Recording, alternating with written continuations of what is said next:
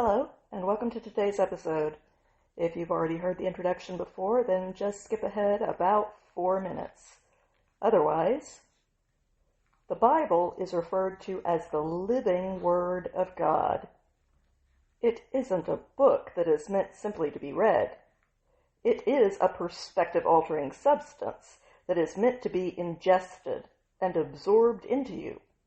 And when it becomes a part of you, it changes you. And that is exactly what it is meant to do. A psalm is a spiritual song based on real-life experiences that reveal a profound foundational insight that is then expressed in the form of music, which is usually played on a harp.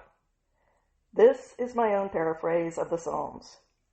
Now, there is an important difference between a paraphrase and a translation, and it is important to understand what that difference is.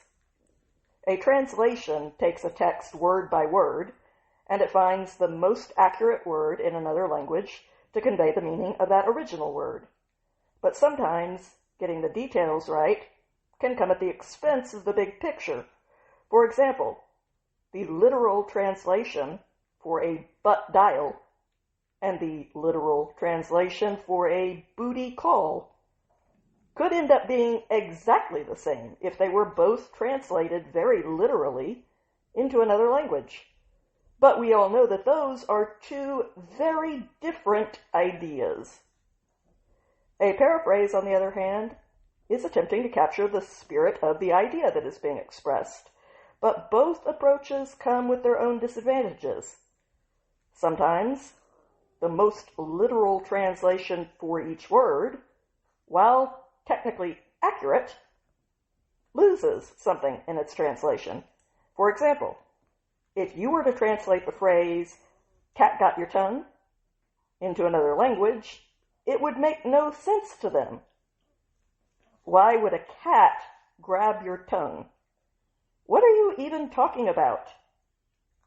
In order to convey the original idea, you would have to find out which saying is used in that other language to express the same concept, but it might not involve a cat, or even any animal at all, and so the literal translation would not be a very accurate one. But in a case like the one that I just described, the idea is more important than sticking to a very literal translation that loses all of its intended meaning.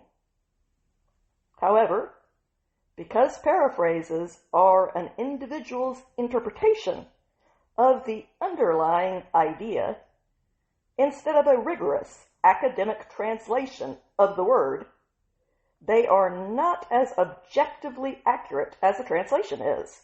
A paraphrase is a lot more subjective, and that makes it much more susceptible to interpretations that are way off the mark of the original text's intent. The focus of a translation is on detailed accuracy, and sometimes the broader picture is not conveyed very clearly as a result.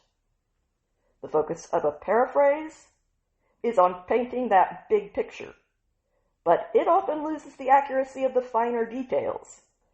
Both are useful as long as you understand which is which, and what the disadvantages to each approach are. And that is why I recommend using both an accurate translation, like the New American Standard, and a responsible paraphrase. Psalm 63, a psalm of David when he was in the wilderness of Judah in 1 Samuel 22 and 23. Divine Creator, you are my God, and it is my priority to earnestly seek you out. For the deepest core of who I am suffers with a thirst for you, to the point that even my weary flesh longs for you like good news, as I grow faint in this parched and used up land where there is no life-giving water to meet those inescapable needs. So I have come to your sanctuary to witness your intense glory and your bold power while I try to take all of you in. And of course my lips end up celebrating you with a worshipful spirit, because your generous love and unmerited mercy are worth more than intricate life itself. For with the nourishment that those things provide to my core being, I am finally, truly alive.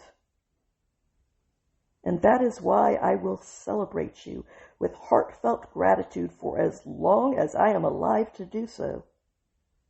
Yes, I will lift up my hands in your name, for my whole being is satisfied and fulfilled down to its core, like when I have rich foods in abundance to indulge in. That is why my mouth praises you with joy on my lips and a song to be sung.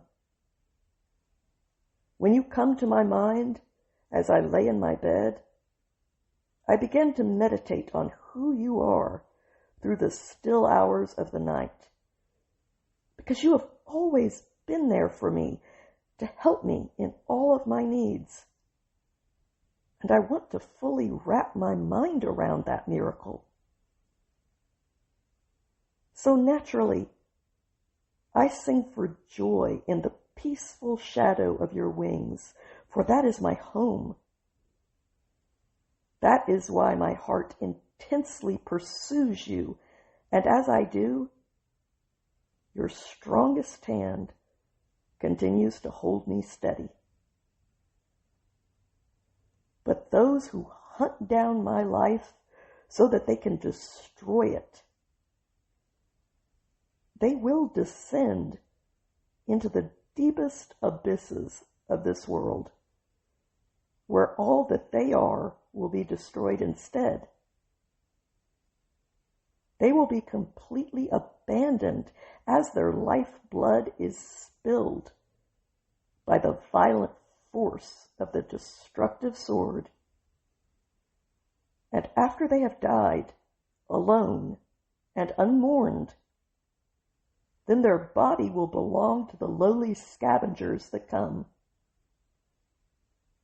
But the king, on the other hand, will experience joy in his relationship with the divine creator. And everyone who belongs to him will revel in serving only him. But the false mouths of liars, speaking empty nonsense that has no truth, will be silenced. I pray that whatever voice God might choose to give me in this world, he would also give me the words that I should use it for. These words have meaning for me. And if they had some meaning for you as well, then I am truly grateful that we have both been given a gift from above and from each other.